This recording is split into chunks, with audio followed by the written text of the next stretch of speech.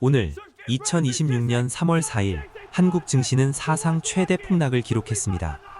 단 하루 만에 12%나 하락하면서 비상제동장치가 발동되어 거래가 중단되었습니다.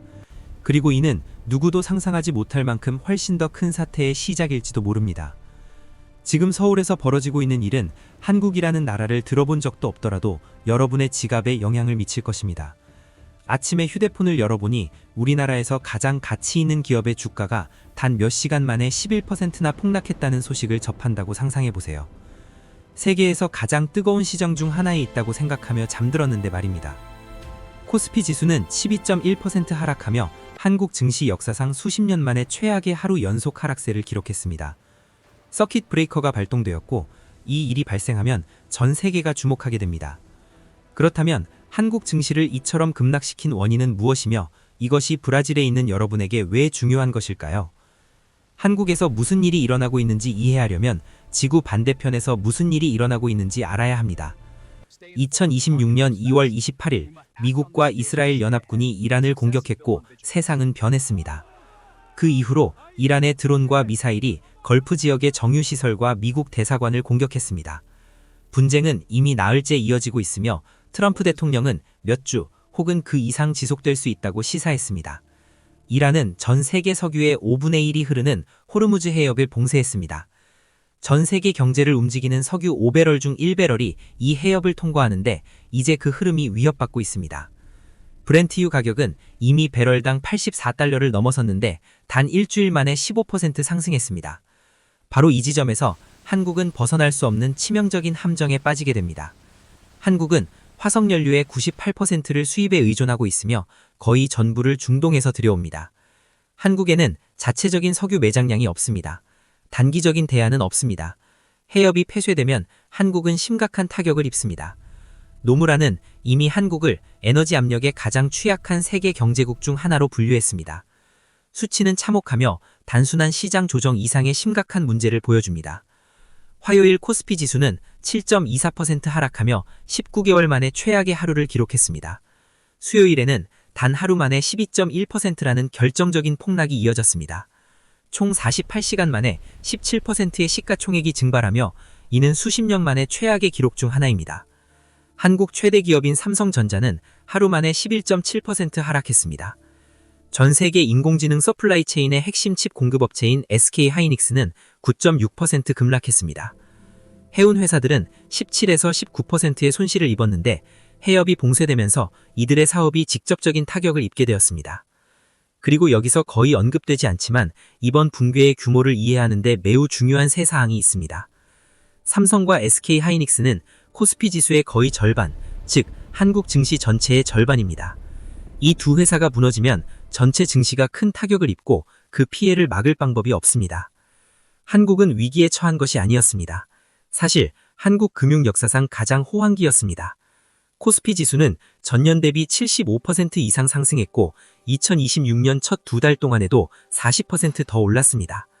60일 만에 40% 상승하며 모든 국제시장을 능가했습니다.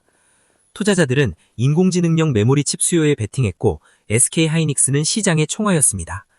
그러자가 단 48시간 만에 거의 모든 것이 사라졌습니다. 이는 급격한 반전의 전형적인 현상입니다. 호황이 클수록 하락은 더 격렬합니다. 성장을 가능하게 하는 상호 의존성은 예고 없이 우리를 무너뜨리기도 합니다. 하지만 전쟁은 단지 도화선일 뿐 취약점은 이미 환희 속에 숨어 있었습니다. 2024년 말 윤석열 대통령은 상상할 수 없는 일을 저질렀습니다.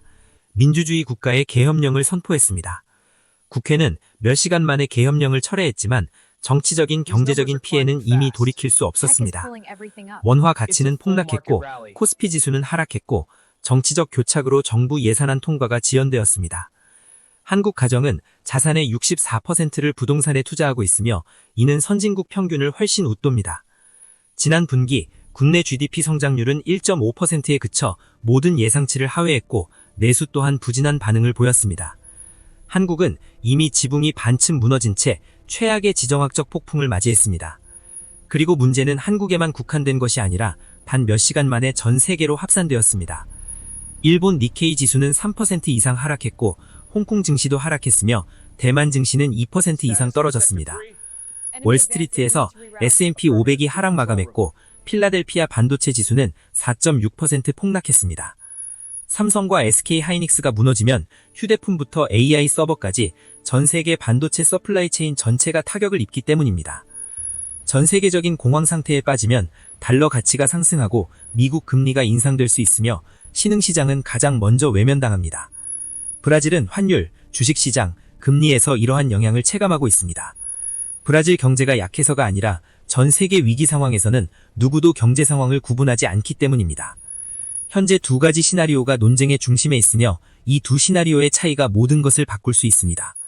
낙관적인 시나리오에서는 미국이 해협의 항해를 약속하고 유가가 하락하며 코스피 지수가 회복세를 보입니다.